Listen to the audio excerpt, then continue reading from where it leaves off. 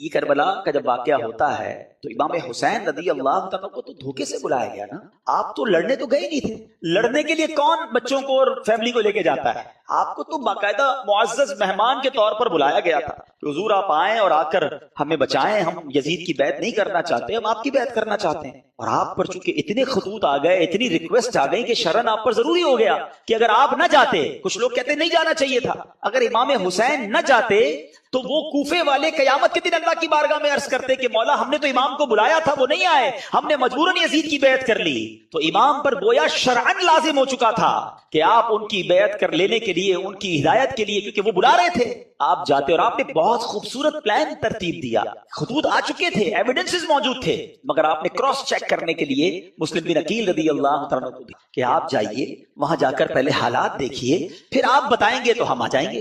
حضرت مسلم بن عقیل پہنچتے ہیں، سب لوگوں نے بڑا ویلکم کیا، ہزاروں لوگوں نے آپ کی بیعت کر لی، اور آپ نے خط لکھ دیا امام حسین کو کہ حضور یہاں پہ ایوری تھنگ از اوکے، ہر بندہ آپ کے لیے انتظار میں ہے، آپ آئیے.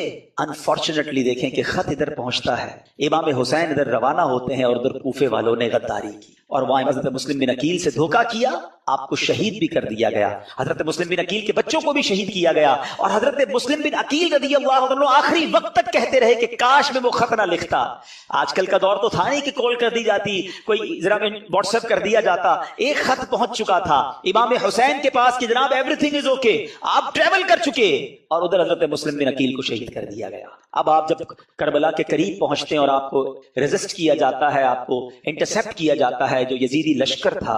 اب یہ لشکر 22,000 کا لشکر ہے. ایک بڑا ریلیونٹ کوسچن ہے کہ 72 لوگ ہیں جن میں بچے بھی ہیں، عورتیں بھی ہیں، ان سے لڑنے کے لیے یا ان کو گرفتار کرنے کے لیے اتنا بڑا لشکر کیوں بھیجا گیا؟ 1000-2000 آدمی بھیج دیے جاتے، کیونکہ یہ تو ویل ایکوپڈ بھی نہیں تھے، کیونکہ یہ جنگی ساز و سامان لے کر بھی نہیں گئے تھے، وہ سارے ایکوپڈ تھے، سارے جناب ساز و سامان کے ساتھ آئے تھے. تو جواب یہ ملتا ہے کہ وہ جانتے تھے کہ ان کی رگوں میں شیر خدا کا خون ہے، یہ اتنا آسانی سے ہاتھ نہیں آئیں گے. اگر یہ لڑنے پر آ گئے تو 2-4 ہزار تو مسئلہ ہی کوئی نہیں ان کے لیے ہے. تو اس لیے خوف کے عالم میں 22,000 کا لشکر بھیجا گیا.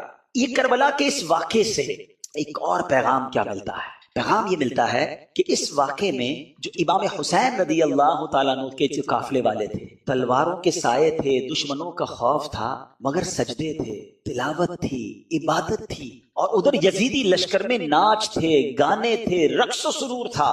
آج ہم سب غور کریں کہ ہماری زندگی حسینی طریقے پر گزر رہی ہے یا یزیدی طریقے پر گزر رہی ہے. میں تو پنجتن کا غلام ہوں، بہت شوق سے پڑھتے ہیں. یہ واقعہ کربلا صرف نیاز کھانے کے لیے آیا ہے یا صرف نعرے لگانے کے لیے آیا ہے؟ کچھ سیکھنا نہیں ہے، کچھ عمل نہیں کرنا کہ میں سارا سال یزیدی طریقے پر گزاروں. ان کی راتیں رقص و سرور میں گزری کربلا کے میدان میں بھی، اور ان کی راتیں تلاوت قرآن اور دعاؤں میں گزری. میری اور آپ کی راتیں کیسے گزر رہی ہیں؟ فلموں میں، گانوں میں، میوزک میں، اور کہتے ہیں پنجتن کا غلام ہوں. کتنے ایسے جو عشاء بھی جماعت سے پڑھتے ہیں، فجر بھی نماز پڑھتے ہیں، رات تلاوت کر کے سوتے ہیں، باوضو سوتے ہیں، راتیں فلم دیکھے بغیر نیند نہیں آتی، موبائل ہاتھ میں ہوتا ہے، پتہ نہیں کیا کچھ چل رہا ہوتا ہے، اور کہتے ہیں میں پنجتن کا غلام ہوں. یاد کرو وہ کربلا کا میدان کہ یزیدیوں کی راتیں کیسی گزری اور حسینیوں کی راتیں کیسی گزری. امام حسین کے چاہنے والے کی رات تو سبحان اللہ، میں سو جاؤں یا مصطفیٰ کہتے کہتے، کھلے آنکھ صلی اللہ کہتے کہتے. غور کیجئے، ہم سب نے قیامت کے دن ملاقات کرنی ہے امام حسین سے، کرنی ہے نا انشاءاللہ. ہماری تو تمنا ہے کہ ہمارا حشر ان کے ساتھ ہو، ہم وہیں ان کے پیچھے پیچھے جنت میں جائیں گے. مگر اگر وہاں کوسچن ہو گیا کہ تم کون سے طریقے پر زندگی گزار کر آئے، حسینی یا یزیدی، وی ہیو اینی آنسر؟ یہ غور کرنا ہے. اس کربلا کے واقعے میں 2 گروپس تھے، ہمیں ایک گروپ چوز کرنا ہے. حقیقت ہمیں امام حسین کے گروپ کو چوز کرنا ہے نا، ہمیں انہی کے فٹ اسٹیپ پر چلنا ہے، یزیدیوں کے پیچھے تو نہیں جانا نا. تو یہ غور کریں کہ اعمال ایسے ہیں کہ نہیں. ایک اور بڑی پیاری بات بتاؤ، 72 کربلا والوں میں سے ایک مرد واپس جاتا ہے، وہ ہیں امام زین العابدین عابد بیمار رضی اللہ عنہ. ٹھیک، ادھر ہزاروں واپس جاتے ہیں، یہاں تو سارے شہید ہو جاتے ہیں نا، ایک ہی واپس جاتا ہے. ایک بڑا ریلیونٹ کوسچن ہے، آپ میں سے بہت سارے دنیا کے کئی ملکوں میں گئے ہیں، کہیں کوئی ایک بندہ آپ کو ملا ہے آج تک جس نے یہ کہا ہو کہ میں اس یزیدی لشکر کی اولاد میں سے ہوں؟ کہ یار امام حسین سے اور ان کے ساتھیوں سے لڑنے گیا نا، میں ان کی اولاد میں سے ہوں، آپ کو ایک نہیں ملا ہوگا ایسا، ہزاروں واپس گئے، ان کی نسل کا، ان کی بات کرنے والا کوئی نہیں ہے۔ ایک حضرت عابد بیمار واپس آئے ہیں، آج دنیا کے کونے کونے میں آپ کو حسینی سید ملتے ہیں۔ یہ کیسے ہو گیا؟ ایک مرد واپس آیا اور نسل میں اتنی برکت۔ سبحان اللہ۔ اس سے کربلا کے اس واقعے سے سیکھنے کو ملا کہ جو چیز اللہ کی راہ میں قربان کی جائے اللہ اس میں برکت ڈال دیتا ہے۔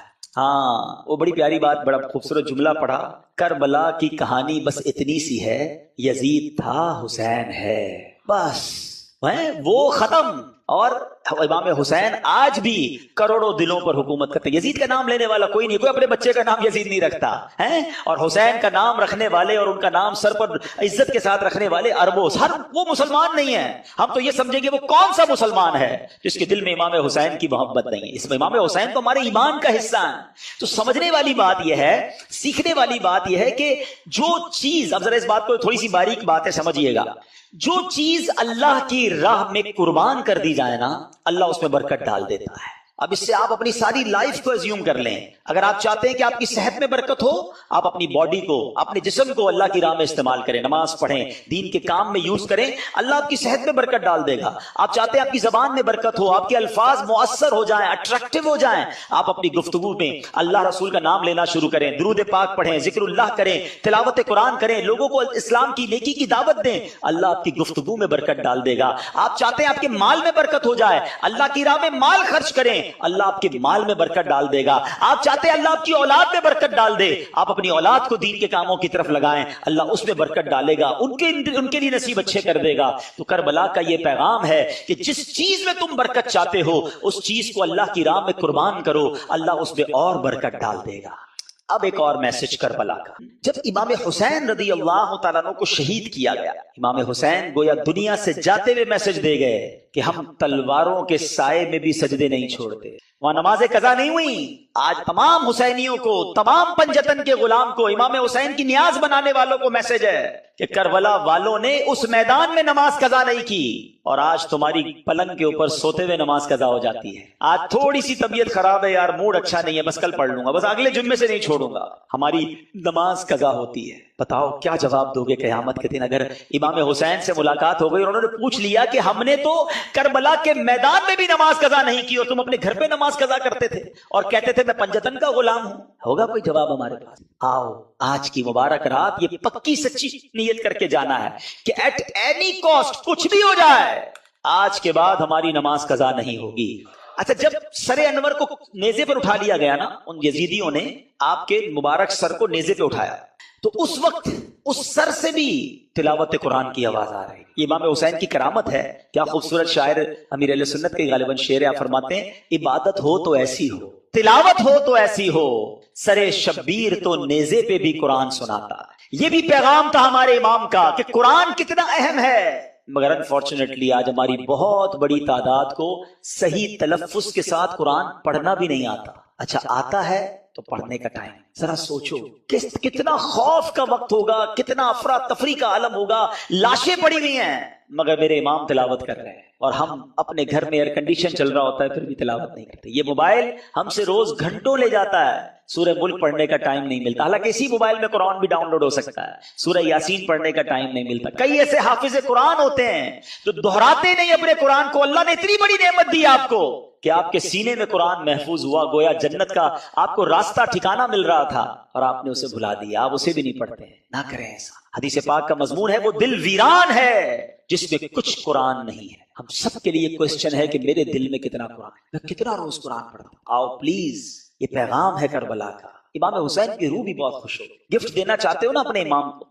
ایصال ثواب کرنا چاہتے ہو، لنگر بنا کر، کھچڑا بنا کر اور جناب نیاز بانٹ کر ضرور کریں، مگر اس بار تھوڑا وہ پنجابی میں کہتے ہیں نا ذرا وکھرا، ذرا ہٹ کے آؤ، ذرا ایصال ثواب بھی کریں کہ کھچڑا ضرور بنائیں، نیاز بھی بنائیں، مگر اس بار نیازی کے ساتھ ساتھ نمازی بن کے ہم امام حسین کو ایصال ثواب کریں۔ ہم پہلے نمازی ہیں پھر نیازی ہیں، تو نیت کریں انشاءاللہ کہ اب روزانہ قرآن پڑھیں گے انشاءاللہ۔ ہاں، یہ عاشورے کا دن ٹرننگ پوائنٹ بنے نا میری زندگی میں، تو فائدہ ہوا نا کہ میں نے کربلا کے انسیڈنٹ سے یہ سیکھا کہ وہ وہاں نہیں چھوڑتے تھے تلاوت میں، یہاں چھوڑنا، اور پھر کہتا ہوں پنجتن کا غلام۔ پلیز قرآن سے دوستی کر لیں۔ اب آتے ہیں ایک اور میسج۔ امام حسین کو ایمفسائز کیا گیا، آپ کو بہت زیادہ پریشرائز کرنے کی کوشش کی گئی کہ آپ یزید کی بیعت کر لیں، ایک ہی تو مطالبہ تھا نا۔ اچھا آج میں اور آپ مدینے جانے کے لیے کتنا ترستے ہیں؟ امام حسین تو پیدا ہی مدینے میں ہوئے تھے، پھر بھی مدینہ چھوڑنا پڑا، پہلے مکے آ گئے، 5 مہینے مکے میں رہا تاکہ کوئی کسی طرح معاملہ ٹل جائے، لیکن جب اس کے بعد بھی معاملہ نہیں ٹلا اور کوفیوں کے لیٹر آتے رہے تو پھر آپ کوفہ گئے، مدینہ چھوڑنا پڑا، سب کچھ چھوڑنا پڑا، خاندان چھوڑنا پڑا، پھر شہید بھی ہو گئے۔ جب اتنا زیادہ برڈن ہونا، یعنی کسی کے سر پر کوئی پستول رکھ دے، تو شریعت بہت ساری چیزوں کی اجازت دے دیتی ہے کہ جب جان جانے کا خوف ہو تو کئی ایسے کام جو حرام ہوتے ہیں وہ حلال ہو جاتے ہیں فار دا ٹائم بینگ۔ اس کی پوری تفصیل ہے، یعنی اگر کوئی کسی کے ماتھے پر پستول رکھ کر معاذ اللہ کہے کفریہ کلمہ کہہ دو، تو جان چونکہ بڑی اہمیت ہے اسلام میں، تو ایک لیول ایمان کا وہ ہے کہ بندہ شہید ہو جائے کہ نہیں کہتا، لیکن اجازت شریعت یہ دیتی ہے کہ وہ دل میں ایمان رکھ کر زبان سے کوئی ایسا جملہ کہہ دے جس سے اس کی جان بچ جائے، مگر دل میں ایمان ہونا ضروری ہے۔ یعنی میں سمجھا رہا یہ چاہ رہا ہوں کہ ایسی پوزیشن میں بہت سارے کاموں کی اجازت مل جاتی ہے، تو امام حسین بھی کمپرومائز کر لیتے، کیوں اب پورے خاندان کو شہید کروا دیا؟ یہ ریلیونٹ کوسچن بنتا ہے۔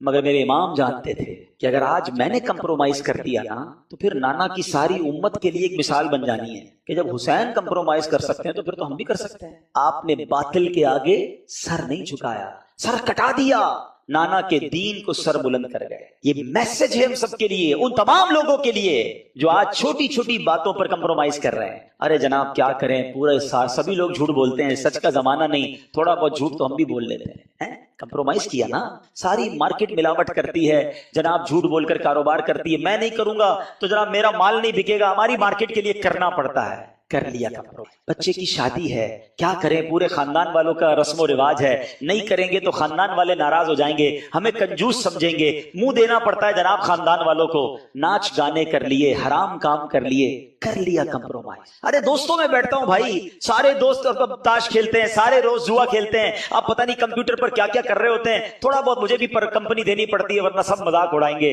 تھوڑا بہت تو کرنا پڑتا ہے، کر لیا کمپرومائز۔ یہی تو امتحان تھا تمہارا، وہ کربلا کے میدان میں جان لٹا گئے، کمپرومائز نہیں کیا۔ لوگ کہتے ہیں ہماری کنٹری میں کرنا پڑتا ہے، کیا کریں، جاب ایسی ہے نماز کا ٹائم نہیں ملتا، کیا کریں، جاب ایسی ہے اس پہ روزہ نہیں رکھ سکتے، کچھ لوگ کہتے ہیں جاب ایسی ہے داڑھی نہیں رکھ سکتے۔ تم کمپرومائز کر رہے ہو چند پیسوں کی خاطر، ہے دنیا کی خاطر۔ میرے امام نے کربلا کے میدان میں سکھایا تھا کہ باطل کے آگے سر نہیں جھکانا۔ تم ایک جگہ سے تم یہ سمجھتے ہو کہ یہ جاب چھوٹ جائے گی نماز کے لیے، ارے تم چھوڑ دو ایسی جاب، اللہ تمہیں ایسی 10 اچھی جاب عطا فرما دے گا۔ ایک در بند ہوگا، اللہ تمہارے لیے 10 در کھول دے گا۔ ہمت تو لاؤ اپنے اندر، پھر کہتے ہو میں پنجتن کا غلام ہوں، اور ہر بات میں کمپرومائز، ہر چھوٹی بات میں پھسل جاتے ہیں۔ کیا کریں، چلتا ہے، نہیں چلے گا بھائی، وہ چیز نہیں چل سکتی جس میں میرے اللہ اور اس کے رسول کی ناراضگی ہے، جس میں کربلا والوں کے طریقے سے ہٹ رہا ہوں، یزیدی کام کروں اور کہوں میں پنجتن کا غلام ہوں۔ سیکھو اس بات سے۔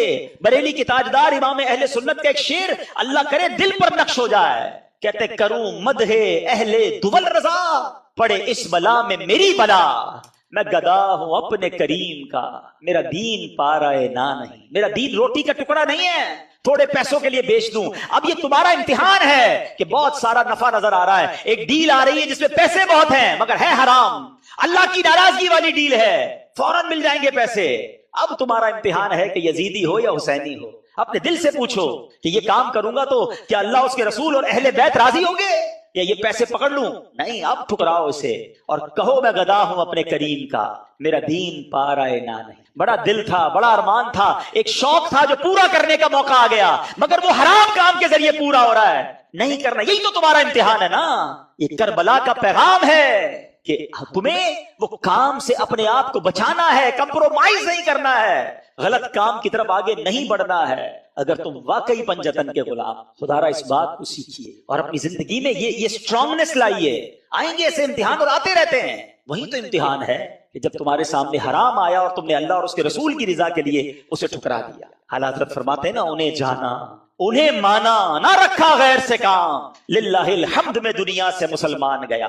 یہ تو ہماری زندگی کا فوکس ہونا چاہیے۔ فیملی راضی ہو جائے، دوست راضی ہو جائے، خاندان والے راضی ہو جائیں، ارے سیٹ راضی ہو جائے، چھوڑو، پہلے دیکھو اللہ اور اس کا رسول راضی ہے کہ نہیں۔ وہ راضی ہے تو بس سب ٹھیک ہو جانا. تم سب کو راضی کرنے کے چکر میں اپنے اللہ کے حبیب کو ناراض کر رہے ہو. ایسا نہ. یہ کربلا کا بات. میں کچھ اپنی بہنوں سے بھی بات کر لیتا ہوں. کربلا کے میدان میں خیمے لگے ہوئے تھے اور خواتین تھی نا, تو ان خواتین میں جب ان کے سامنے خبریں آ رہی تھی کہ والد بھی شہید ہو گئے, بھائی بھی شہید ہو گئے, شوہر بھی شہید ہو گئے, بچے بھی شہید ہو گئے, تو کوئی خاتون بغیر پردے کے باہر آئی, چیختی ہوئی, چلاتی ہوئی, چادر اتار کر. حالانکہ کیسا ماحول ہوگا, گھبراہٹ کیسی ہوگی کہ سارے مرد شہید ہو رہے ہیں, مگر اس کیفیت میں بھی ان کا پردہ باقی تھا. کیسا پیغام دیا ان پردہ دار بیویوں نے آنے والی نسلوں کی عورتوں کو کہ پنجتن کی غلامی یہ ہے کہ کسی صورت میں بھی پردہ نہیں ضائع ہونا چاہیے. مگر آج بازاروں میں گھوم رہی ہے ہماری بہن بے پردہ. کہتے ہیں جناب عورت کی آزادی ہے. یہ کیسی عورت کی آزادی ہے؟ ایک طرف کہتے ہو امام حسین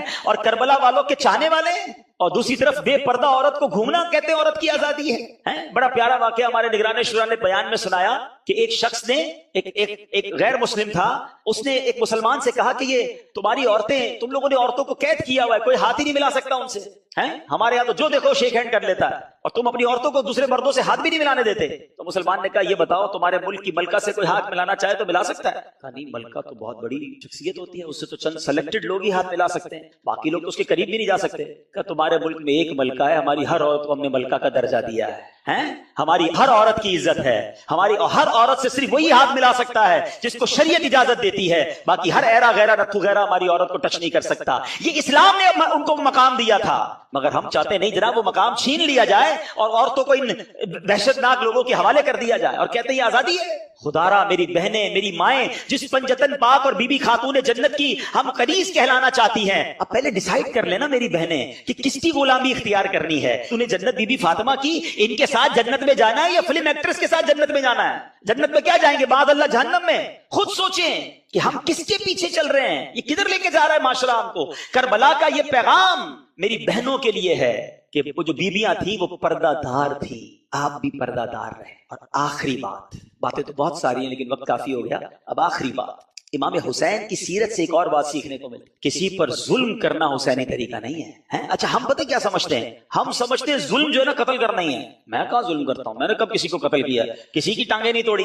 یہ بھی ایک بڑا عجیب کانسیپٹ ہے. ہاں ظلم صرف کسی کو قتل کرنے, کسی کا سر پھوڑنے اور کسی کو جناب زد و کوب کرنے کا انعام نہیں ہے. ظلم کے بارے میں چند باتیں بتاتا ہوں. آستینیں چڑھائیں, کسی کی طرف لپکے, اس کو ڈرایا, یہ بھی ظلم ہے. کسی کو گھور کر دیکھا, وہ سہم گیا, یہ بھی ظلم ہے. مذاق اڑایا کسی کا, نام رکھتے ہیں نا, ٹنگنا, کالا, موٹا, چھوٹا, عجیب عجیب نام رکھے ہوئے, یہ بھی ظلم